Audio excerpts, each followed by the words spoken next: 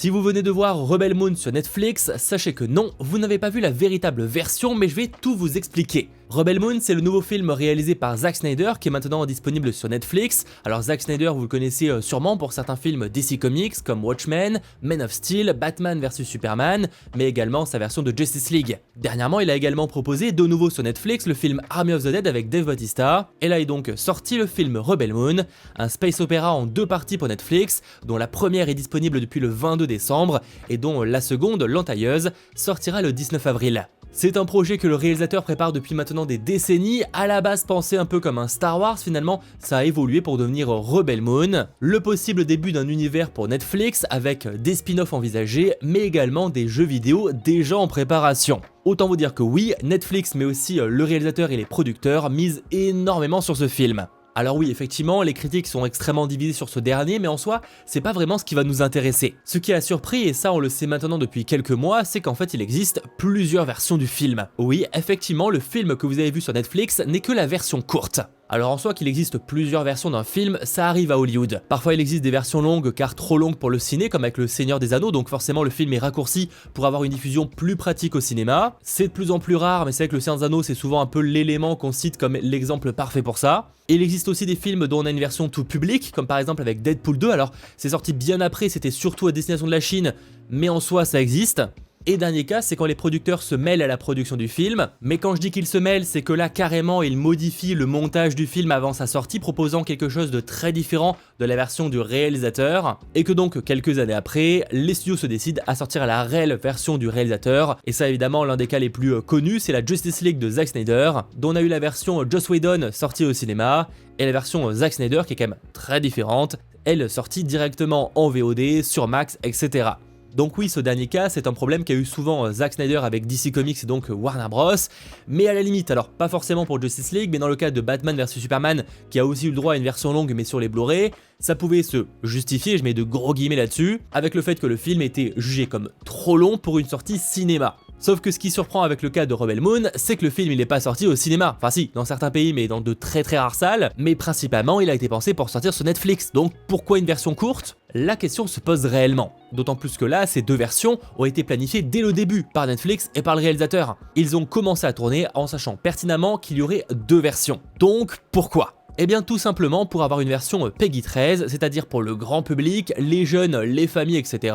Alors Peggy 13 c'est pas vraiment tout public, techniquement aux US c'est en gros déconseillé aux moins de 13 ans, mais ça permet tout de même à que les familles y aient accès, contrairement à du R-rated par exemple, où les mineurs âgés de moins de 17 ans doivent aux États-Unis être forcément accompagnés d'un adulte. L'idée vient à la base apparemment de Netflix qui vu le budget conséquent du film semble avoir proposé l'idée, faire une version tout public et une où Zack Snyder peut se lâcher complètement. Alors apparemment il a adoré la proposition, vraiment ça lui a fait extrêmement plaisir parce que c'est vrai que si on compare avec son travail chez Warner Bros, clairement en termes d'entente c'était pas la même chose. Je cite, c'était une chose que je n'avais jamais vécue auparavant, on sent clairement que Netflix lui a laissé le total champ libre. Malgré tout, est-ce que ça reste un bon choix ? Je vous laisserai juger en commentaire. Je cite les propos du réalisateur, je suis très fier de la version Peggy 13, la version destinée au plus grand public, car je dirais qu'elle satisfait vraiment une portée mythologique impressionnante et intemporelle. Ce que nous avons fait avec l'autre version est amusant et subversif, car un film de science-fiction classé R-rated, et ça à cette échelle, ne devrait pas exister. Même si ça reste une information à toujours prendre avec des pincettes, il est estimé notamment par Forbes que le budget de Rebel Moon est autour des 166 millions de dollars. Alors en soi c'est pas mal, mais honnêtement pour 2 films qui en version longue durent plus de 3 heures, ça me paraît pas non plus aberrant, surtout pour un space opéra, donc forcément beaucoup plus d'effets spéciaux, beaucoup plus de décors sur le papier, ça coûte beaucoup plus d'argent. Pour Zack Snyder, selon ses dires en interview, le fait de proposer 2 versions est vraiment un bonus pour les fans, un moyen de proposer quelque chose qui, en temps normal, n'aurait pas pu être faisable. Et même si je reste mitigé sur la décision, il a sûrement pas tort.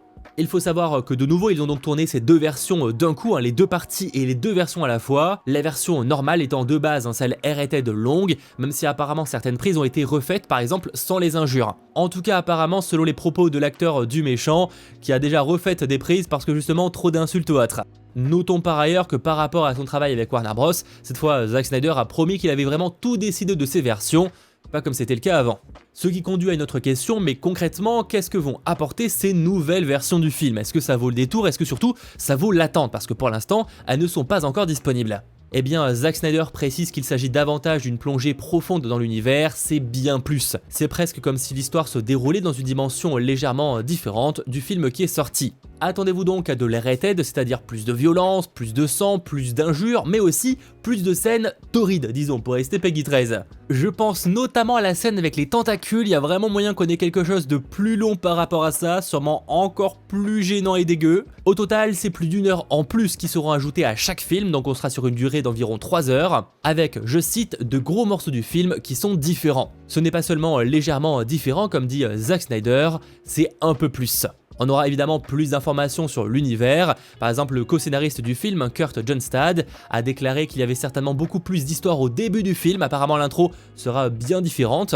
On en apprendra bien plus sur le monde mère, sur cet univers qu'on découvre. On en apprendra également bien plus sur le personnage de Jimmy, vous savez, ce robot incarné en VO par Anthony Hopkins, qui dans le film apparaît rapidement au début et très rapidement à la fin. Là apparemment on aura un peu plus de scènes, notamment sur comment il va obtenir ses bois qu'on peut voir à la fin. Petit spoiler, mais bon c'est pas grand chose non plus. On verra bien plus de Cora, on devrait voir légèrement plus de la plupart des personnages, mais également une présentation assez différente du méchant, et on aura une introduction différente à certains personnages comme Harris. Vous savez, ce soldat au début du film qui va aider nos personnages. Et ça je le rappelle, donc les deux versions, c'est valable pour la première partie qui est dès maintenant disponible, mais également pour la seconde qui sortira le 19 avril 2024.